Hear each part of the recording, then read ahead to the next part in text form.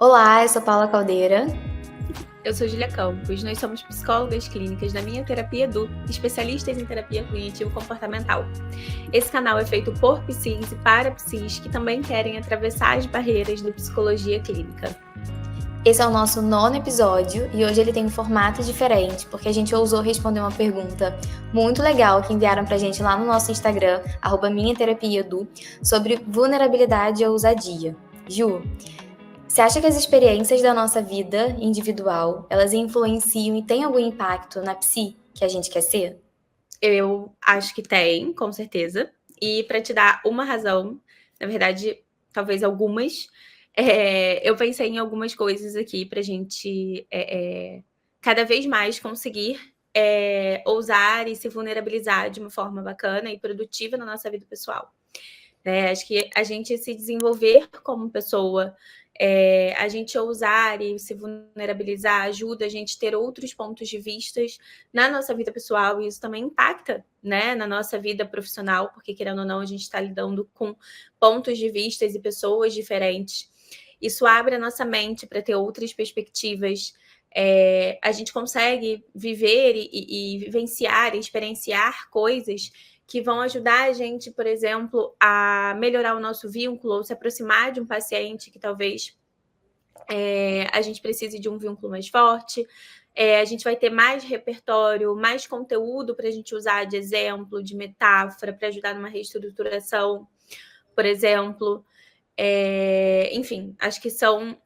se eu pudesse colocar uma razão, né, juntar tudo isso numa razão só, seria o quanto a gente se desenvolver como pessoa, mudar como pessoa, crescer como pessoa, vai influenciar na forma que a gente vê a vida, e isso influencia na forma que a gente também se relaciona com o paciente, enfim, e consegue se conectar e ver ali pelos olhos dele, sabe? E aí eu acho que para completar essa pergunta, né, que foi muito interessante, queria que você trouxesse para gente uma situação, né, em que ser vulnerável e ousada influenciou na sua prática clínica. Vulnerabilidade e ousadia na nossa prática clínica, né? E consigo pensar num exemplo sobre o quão importante é a gente muitas vezes ousar fazer algo novo, por exemplo, né? Que é difícil pra caramba, né? E quando a gente é psicóloga e a gente recebe os nossos pacientes, isso é o que a gente vende para eles, né? Que é importante para o processo deles que eles busquem a ousadia de viver o mundo lá fora e explorar coisas, né, novas, coisas que são difíceis pra caramba. Então, quando a gente tem essa atitude na nossa vida individual de se permitir ficar vulnerável, explorar o mundo lá fora e ousar coisas novas, a gente está correndo risco, né, de experimentar a sensação de fracasso, né, de lidar com a experiência desagradável de errar. E quando a gente, né, quebra, sai dessa nossa zona de comodismo, né, de conforto, do nosso medo, né, de errar e ousa experimentar algo novo, a gente talvez consiga desenvolver um repertório de empatia, de compaixão. Talvez isso facilite que a gente consiga olhar para o nosso paciente quando ele estiver no processo dele de ousadia e de vulnerabilidade, explorando os desafios dele no mundo lá fora, que a gente possa olhar para ele com mais empatia, porque a gente viveu aquilo na nossa vida individual também, né? Para a gente também foi muito difícil ousar muitas coisas novas na nossa vida e coisas que são emocionalmente desafiadoras, né? Que envolve o medo do erro, o medo do fracasso, o medo da rejeição, né, o medo de ser, né, mal vista, né, que é uma das coisas que vem muito na clínica, esse medo, né, da imagem que as pessoas podem construir a nosso respeito por estar fazendo algo novo. Então, quando a gente, eu acho que na nossa vida pessoal, quando a gente abre espaço para a nossa vulnerabilidade, quando a gente ousa fazer coisas novas e se arriscar e experimentar o risco de fracassar e lidar, né, com essa sensação desagradável dos nossos medos, isso faz com que a gente desenvolva um repertório de empatia, de compaixão e talvez até ter mais conteúdos para trazer para o nosso paciente sobre a nossa vivência, a nossa experiência, para que a gente consiga empoderar o nosso paciente, motivá-lo também a fazer esse mesmo movimento e talvez até por último a gente ter conteúdo para reestruturar todos esses medos também, né? Acho que a nossa vivência, a nossa experiência talvez facilite um pouco o nosso processo, faz com que a gente consiga caminhar um pouquinho mais na direção do nosso paciente, estabelecer com ele, inclusive, uma boa relação terapêutica.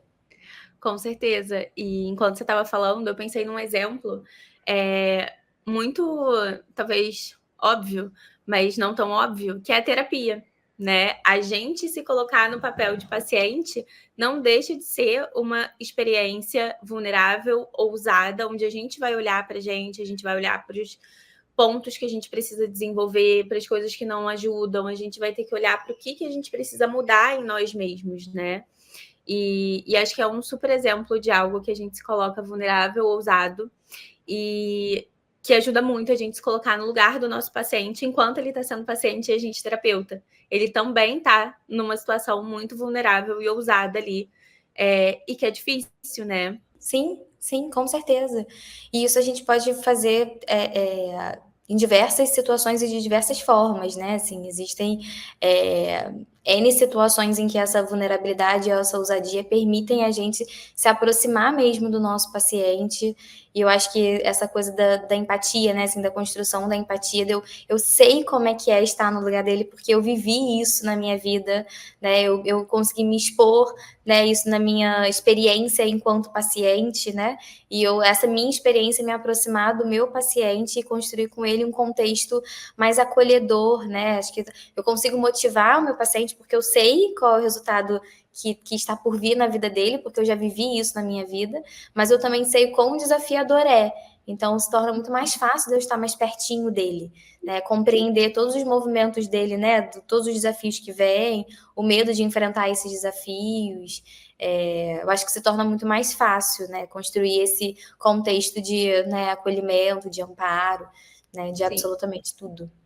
Entender as dores dele, né? Ali também por estar em terapia, né? Não só as dores da vida dele, mas as dores de estar ali se expondo pra gente, né? Exatamente, exatamente. Essa foi uma das razões, né? A gente pode pensar aqui, né, em várias outras, né, razões, mas a gente quis trazer uma razão hoje para que vulnerabilidade e ousadia entrem no seu repertório e para que a gente olhe para as nossas experiências da nossa vida pessoal, né, enquanto Júlia Pessoa, Paula Pessoa, enquanto você, né, na sua vida individual, né, que você possa olhar para a sua vida de uma maneira diferente, né, e se permitir, eu acho que talvez ser humano, né, de ousar experimentar coisas, né, de poder enfrentar todos os, né, os seus medos, né, os bichos, sabe, as coisas que tem dentro de você, porque quando a gente trabalha com a nossa vulnerabilidade e ousadia, quando a gente abre espaço para isso acontecer, eu acho que isso torna a gente, enquanto psi, torna a gente, eu acho que mais preparada para o atendimento e eu acho que talvez mais empática ou mais próxima, torna-se muito mais fácil, de fato, da gente acolher o nosso paciente, né, e abraçar as dores dele, se aproximar, né, ter talvez uma atitude, né, uma voz mais compassiva de acolhimento, de amparo e tudo mais, né. Você quer falar alguma coisa, Ju, pra gente fechar o vídeo? Acho que é isso, né? Acho que talvez a gente pensar um pouco também na gente como pessoa e o quanto isso influencia na gente profissional é algo importante que eu acho que às vezes a gente acaba não fazendo. Exato, exato. Esse foi o vídeo de hoje e semana que vem tem mais. Tchau!